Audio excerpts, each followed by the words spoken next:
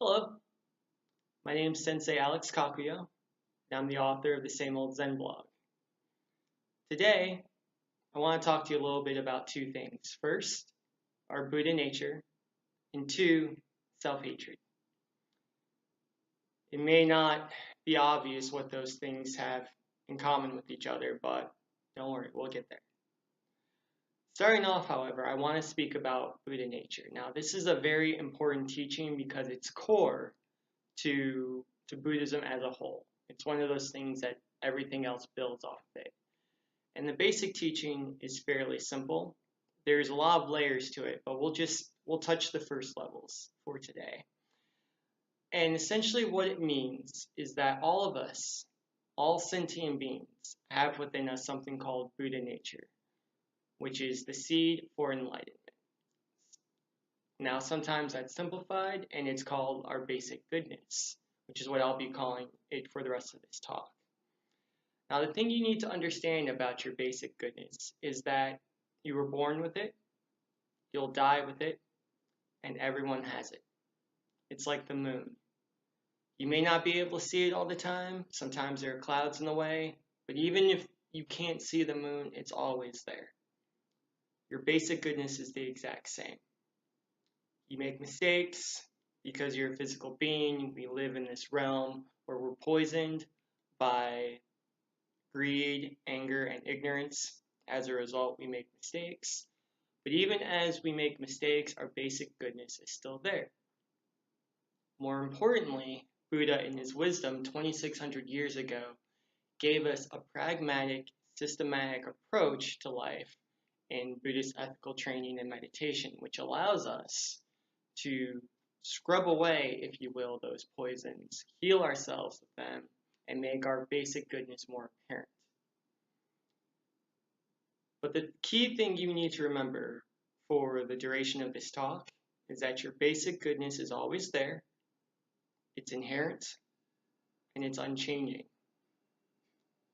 Now, what does this have to do with self-hatred? Well, to be frank, we live in a society where self-hatred it's the norm. People a lot of times don't like themselves for various reasons.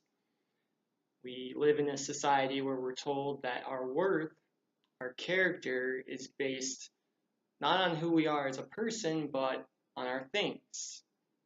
What we have in terms of money, in terms of cars, our status, whether or not people of the same or the opposite sex see us as attractive. It's very competitive. And if we feel like we're not winning that competition, depression, anxiety, sense of unease with the world, all of these things come up to the front because we don't feel like we're good enough. This is why it's so important to have a strong understanding of basic goodness, of your own Buddha nature. Because when you understand that, then you understand that money is good, cars are good, status, fine, whatever. But regardless of if you have those things or not, you are inherently perfect. You are inherently, basically good. And as soon as you understand that, everything becomes easier. Because there's no stress. You have nothing to prove. The Heart Sutra says there's no attainment with nothing to attain.